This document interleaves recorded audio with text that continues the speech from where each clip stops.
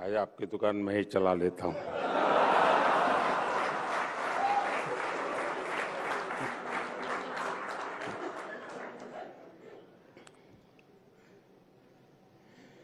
India today conclave में जुड़े सभी महानुभावों को मेरा नमस्कार।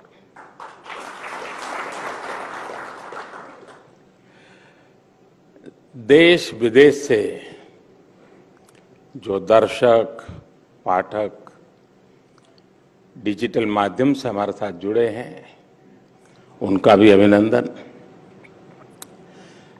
मुझे देखकर अच्छा लगा कि इस कॉन्क्लेव की थीम है द इंडिया मोमेंट।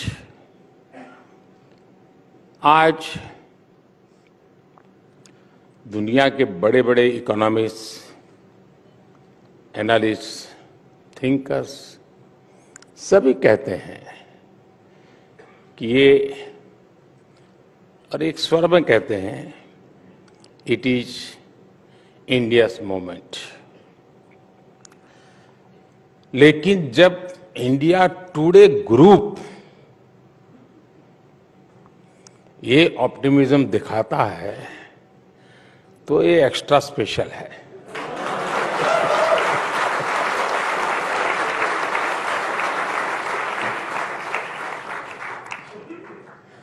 वैसे मैंने 20 महीने पहले लाल किले से कहा था,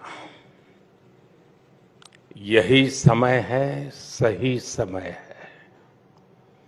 लेकिन यहां पहुंचते पहुंचते 20 महीने लग गए।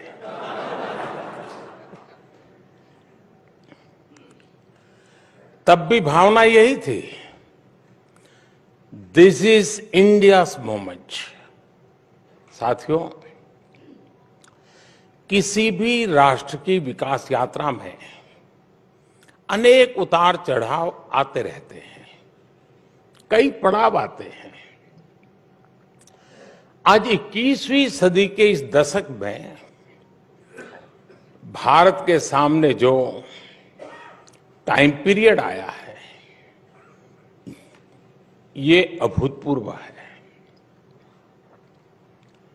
आज के कुछ दशक पहले जो देश आगे बढ़े, कई देश आगे बढ़े हैं, विकसित हुए, लेकिन उनके सामने स्थितियां बहुत अलग थी।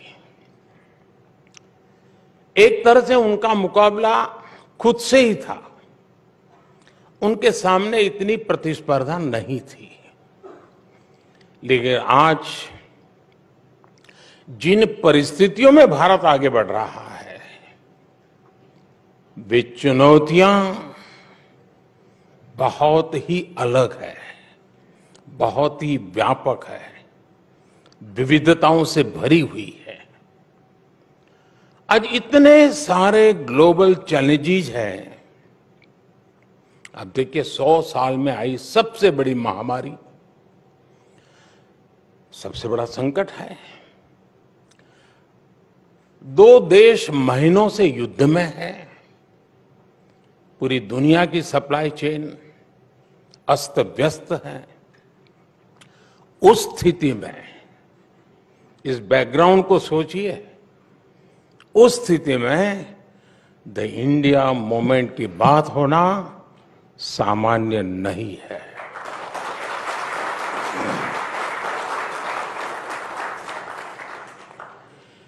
ये एक नया इतिहास बन रहा है जिसके हम सभी साक्षी हैं। आज पूरी दुनिया भारत को लेकर एक विश्वास से भरी हुई है। आज भारत दुनिया में सबसे तेज गति से बढ़ने वाली अर्थव्यवस्था है। आज भारत दुनिया में नंबर 1 स्मार्टफोन डेटा कंज्यूमर है। आज Bharat global fintech adoption rate में नंबर 1 है। आज भारत दुनिया का दूसरा सबसे बड़ा मोबाइल मैन्युफैक्चरर है। आज भारत में दुनिया का तीसरा सबसे बड़ा स्टार्टअप इकोसिस्टम है। ऐसी कितनी ही बातों पर चर्चा होती रही है, लेकिन चलो पुरानी बातें कभी किसी को जरूरत पड़ेगी तो खोद के निकालेगा, लेकिन मैं अभी अभी की बात करना चाहता हूं आज, और वो भी 2023 की। 2023 के 75 दिन हुए हैं। मैं उन 75 डेज की ही बात आज करना चाहता हूं। इन 75 दिनों में देश का ऐतिहासिक ग्रीन बजट आया। इन 75 दिनों में कर्नाटका के शिवमोगा में एयरपोर्ट का लोकार्पण हुआ। इन 75 दिनों में मुंबई में मेट्रो रेल का अगला फेज शुरू हुआ। इन 75 दिनों में देश में दुनिया का सबसे लंबा रिवर क्रूज चला। बेंगलुरु मैसूरू एक्सप्रेस वे शुरू हुआ। दिल्ली मुंबई एक्सप्रेस वे का एक सेक्शन शुरू किया गया। मुंबई से विशाखापट्टनम से वंदे भारत ट्रेनें चलनी शुरू हुई। आईआईटी धारवाड़ के परमानेंट कैंपस का लोकार्पण हुआ। भारत ने अंडमान और निकोबार द्वीप समूह के 21 द्वीपों को परम वीर चक्र विजेताओं के नाम किया। साथियों, इन 75 दिनों में ही भारत ने पेट्रोल में 20% इथेनॉल की ब्लेंडिंग करके E20 फ्यूल लॉन्च किया है। इन 75 दिनों में ही तुमकुरू में एशिया की सबसे बड़ी आधुनिक हेलीकॉप्टर फैक्ट्री का लोकार्पण हुआ है। एयर इंडिया ने दुनिया का सबसे बड़ा एविएशन ऑर्डर दिया है। इन 75 दिनों में ही भारत ने ई संजीवनी के माध्यम से 10 करोड़ टेली कंसल्टेशन का मुकाम हासिल किया है। इन 75 दिनों में ही भारत ने 8 करोड़ नए टैप वाटर कनेक्शन देने का मुकाम हासिल किया है। इन 75 दिनों में ही यूपी उत्तराखंड में रेल नेटवर्क के 100% इलेक्ट्रिफिकेशन का काम पूरा हुआ है। साथियों, इन 75 दिनों में कूनो नेशनल पार्क में 12 चीताओं का नया बैच आया है। भारतीय महिला टीम ने अंडर 19 क्रिकेट में T20 वर्ल्ड कप जीता है। इन 75 दिनों में देश को 2 ऑस्कर जीतने की खुशी मिली है। साथियों, इन 75 दिनों में हजारों विदेशी डिप्लोमेट्स और विभिन्न संस्थाओं के प्रतिनिधि G20 की बैठकों में हिस्सा लेने के लिए भारत आए। इन 75 दिनों में G20 की 28 अहम बैठकें हुई हैं, यानी हर तीसरे दिन एक बैठक। इसी दौरान एनर्जी समिट हुई। आज ही ग्लोबल मिलेट्स कॉन्फ्रेंस हुई है। हमने देखा बेंगलुरु में हुए एयर इंडिया में हिस्सा लेने के लिए 100 से ज्यादा देश भारत आए। इन 75 दिनों में ही सिंगापुर के साथ यूपीआई लिंकेज की शुरुआत हुई। इन 75 दिनों में ही तुर्की की मदद के लिए भारत ने ऑपरेशन दोस्त चलाया। अब से कुछ घंटे पहले ही भारत बांग्लादेश गैस पाइपलाइन का लोकार्पण हुआ। ये 75 दिनों की ही इतनी लंबी लिस्ट है कि समय कम पड़ जाएगा।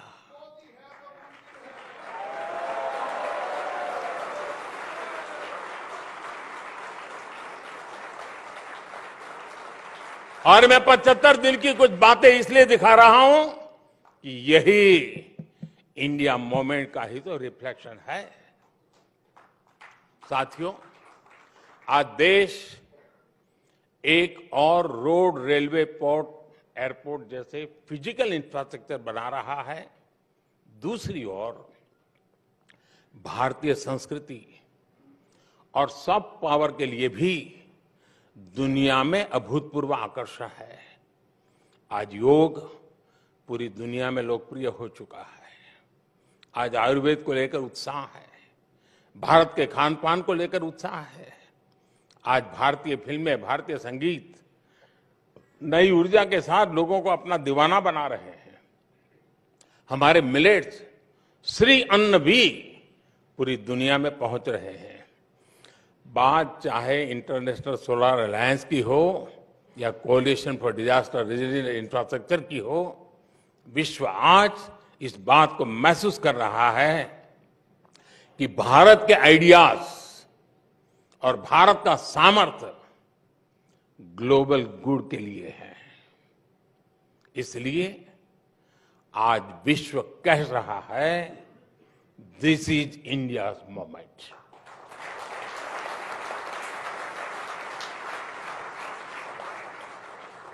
और आप सबने हाल फिलहाल एक और बात भी नोट की होगी, इन सब का मल्टीप्लायर इफेक्ट होता है। एक छोटी सी बात की तरफ मैं आपका ध्यान आकर्षित करता हूं। आजकल अधिकतर देश, जब में मुझे मिलना होता है या उनका भारत आना होता है या भारत का किसी का वहां दौरा होता है, आपने मार्क किया होगा, हर देशों में स्पर्धा चल पड़ी है कि भारत से चोरी की गई जो प्राचीन मूर्तियां हैं ना, वो खुद ब खुद हमको देते हैं, ले जाइए। क्योंकि अब उनका भरोसा हुआ है कि इसका सम्मान भी वहीं अब संभव है। यही तो मोमेंट है। और ये ऐसे ही नहीं हो रहा है दोस्तों। आज के इंडिया मूवमेंट की सबसे विशेष बात यह है कि आज इसमें प्रॉमिस के साथ साथ परफॉर्मेंस भी जुड़ गई है। यहां इतने वरिष्ठ लोग बैठे हैं। आपने तो 2014 से पहले की हेडलाइंस लिखी है, पढ़ी है, रिपोर्ट की है, और तब मेरा जैसा कोई दुकान चलाने वाला नहीं था। पहले क्या हेडलाइंस होती थी? इस सेक्टर में इतने लाख करोड़ रुपए का घोटाला, भ्रष्टाचार के विरुद्ध जनता सड़कों पर उतरी। आज क्या हेडलाइन होती है? भ्रष्टाचार के मामलों में एक्शन के कारण भयभीत भ्रष्टाचारी लामबंद हुए, सड़कों पर उतरे।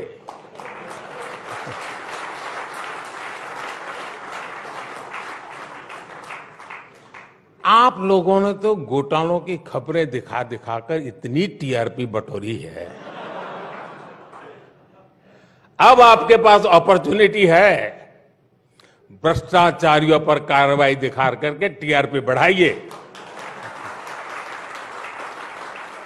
किसी के प्रेशर में ना आए, बैलेंसिंग के चक्कर में ये मौका न गंवाएं।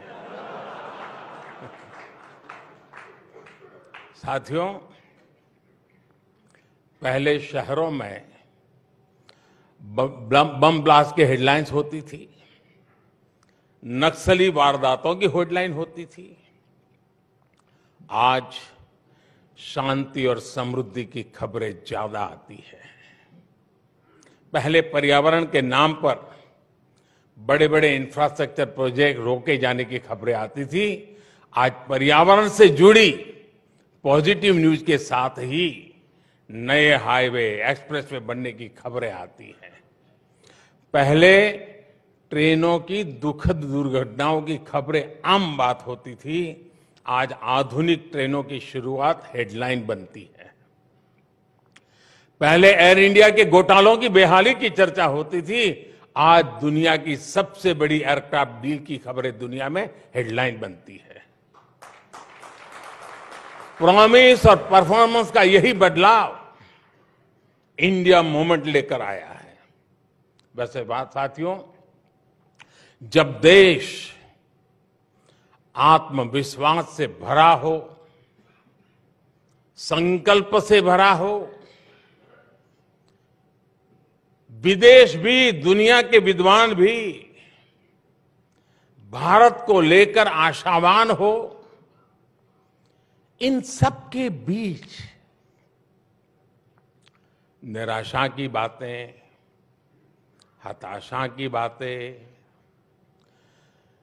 भारत को नीचा दिखाने की बातें, भारत का मनोबल तोड़ने की बातें भी होती रहती है। अब हम जानते हैं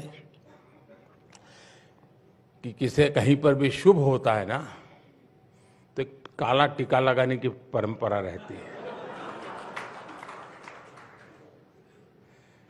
तो आज इतना शुभ हो रहा है, इतना शुभ हो रहा है कि कुछ लोगों ने काला टीका लगाने का जिम्मा लिया है। और ये इसलिए कि नजर न लग जाए। साथियों, गुलामी के लंबे कालखंड के चलते हमने गरीबी का एक लंबा दौर देखा। ये दौर जितना भी लंबा रहा हो, एक बात हमेशा शाश्वत रही। भारत का गरीब जल्द से जल्द गरीबी से बाहर निकलना चाहता था। आज भी वो दिन भर कड़ी मेहनत करता है। वो ये चाहता है कि उसका जीवन बदले, उसके आने वाली पीढ़ियों का जीवन बदले। वो सिर्फ 2 टाइम की रोटी तक सीमित नहीं रहना चाहता। बीते दशकों में जो भी सरकारें रही हैं, उन्होंने अपने अपने सामर्थ्य और सूझबूझ से कोशिशें भी की है। उन्हीं प्रयासों के हिसाब से उन सरकारों को परिणाम भी मिले हैं। हम नए नतीजे चाहते थे, इसलिए हमने अपनी स्पीड भी बढ़ाई और स्केल भी बढ़ाया। अब जैसे शौचालय तो पहले भी बनते थे, लेकिन हमने रिकॉर्ड तेजी से 11 करोड़ से अधिक टॉयलेट का निर्माण किया।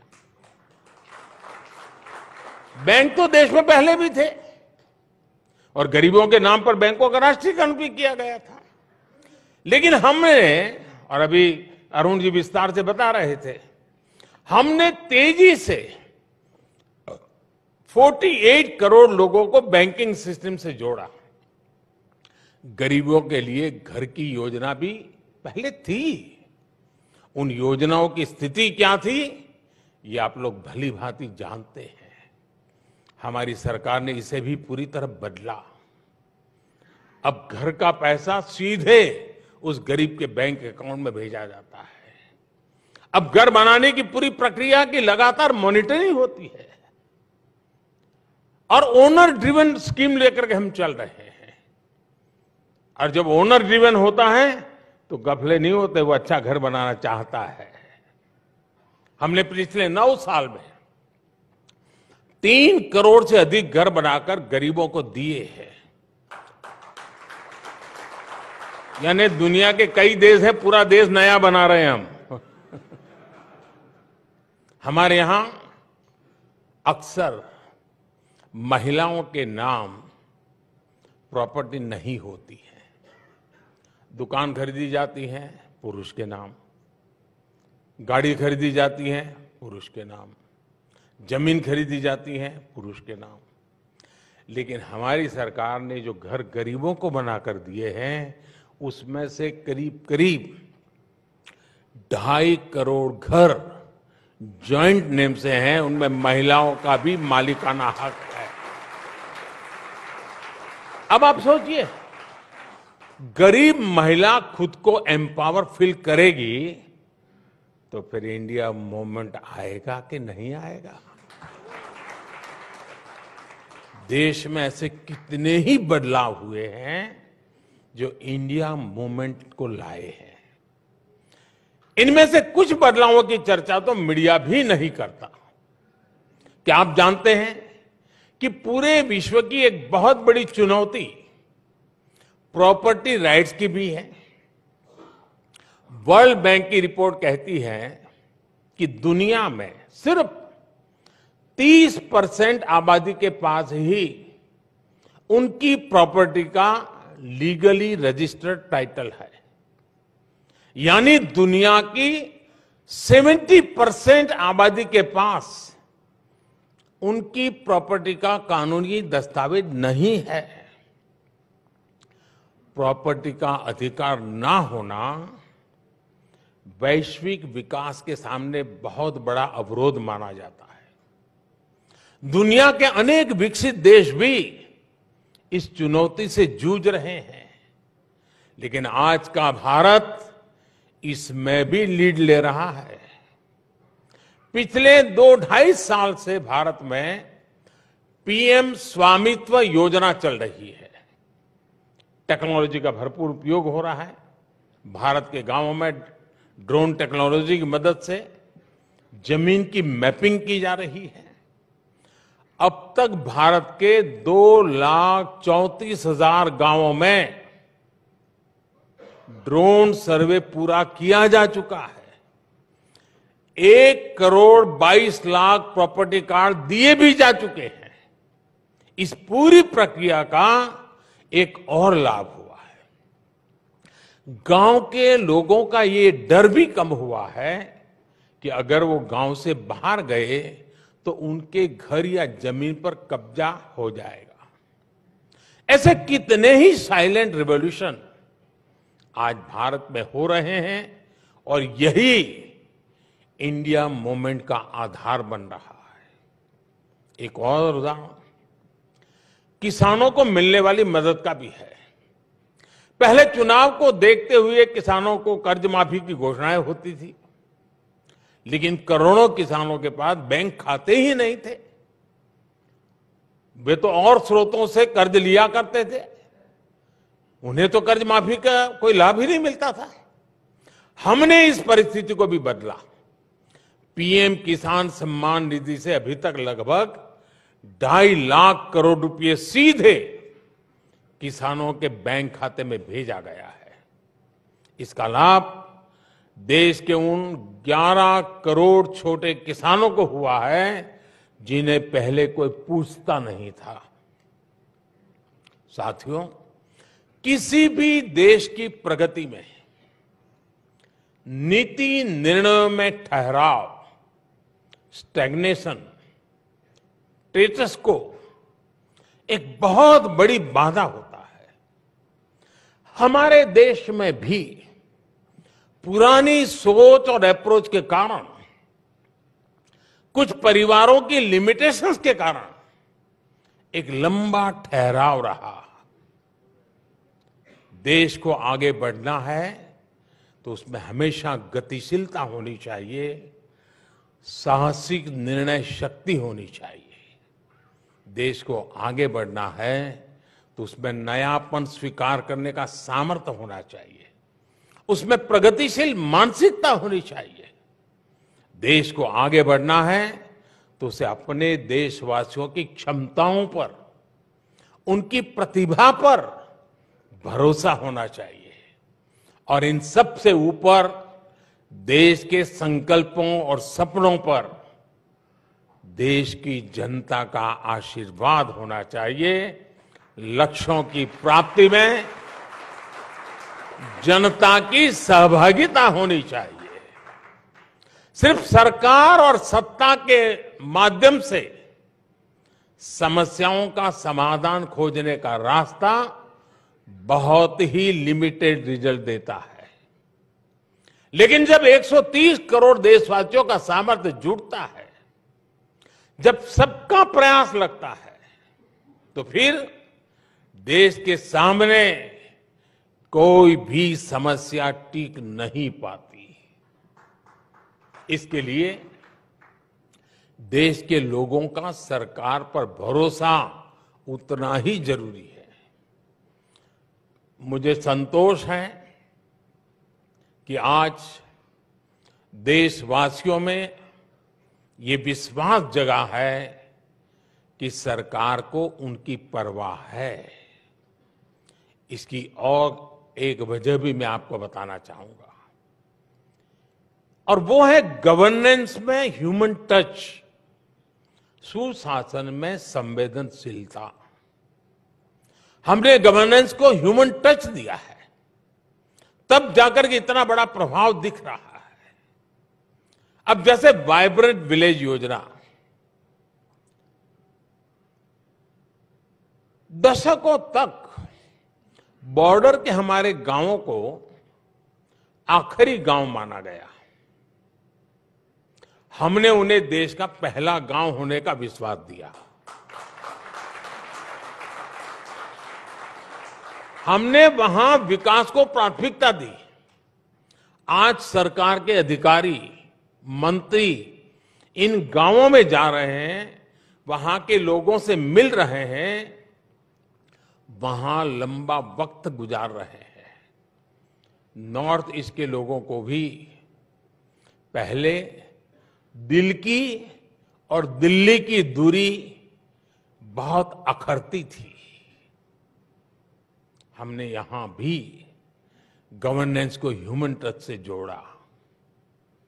अब केंद्र सरकार के मंत्री, जैसे अरुण जी ने बड़े विस्तार से बताया, नियमित रूप से नॉर्थ ईस्ट का विजिट करते हैं, और वो भी स्टेट कैपिटल पर नहीं, डिटेल इंटीरियर में जाते हैं। मैं भी नॉर्थ ईस्ट जाने की हाफ सेंचुरी मार चुका हूं।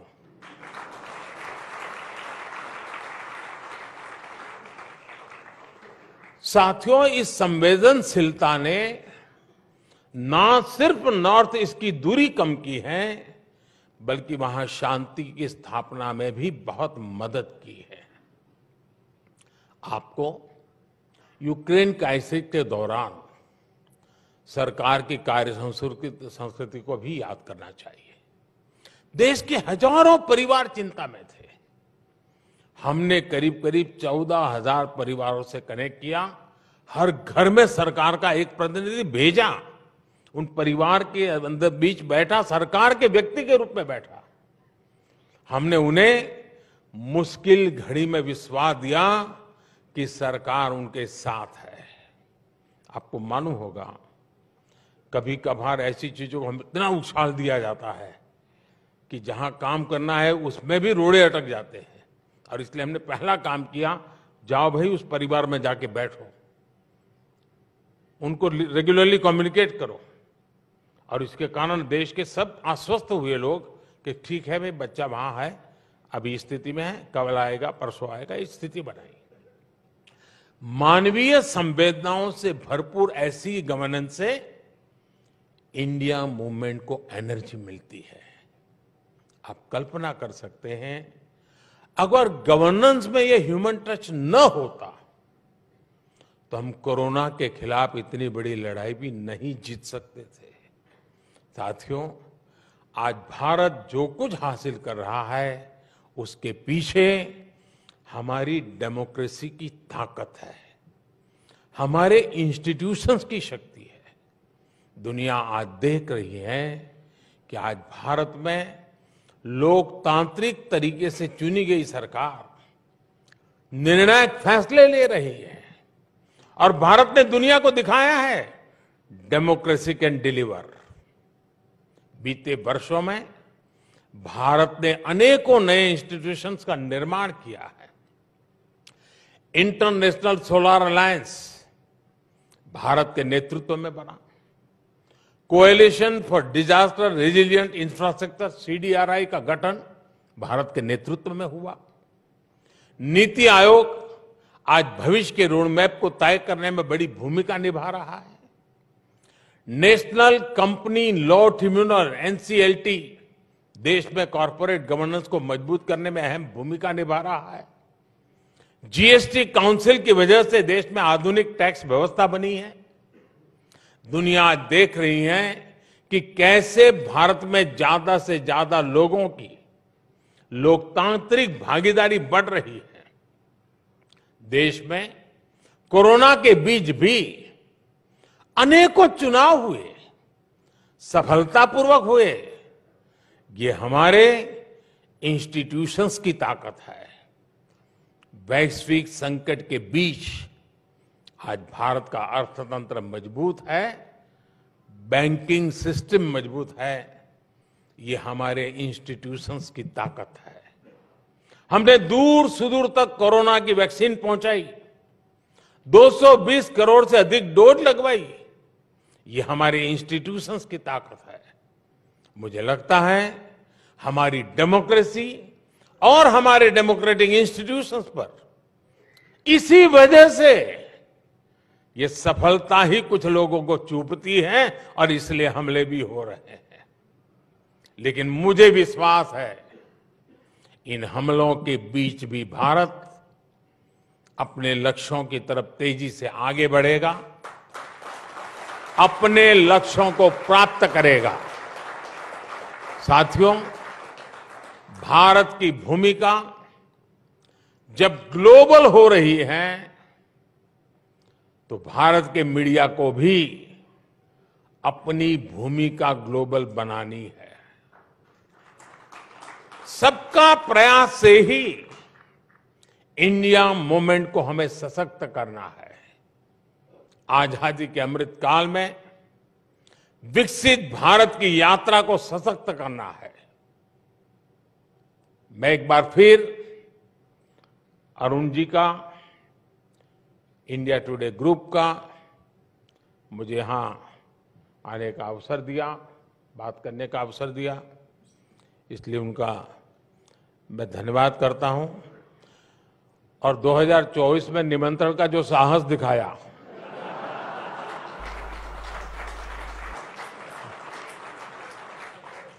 इसलिए विशेष धन्यवाद। Thank you.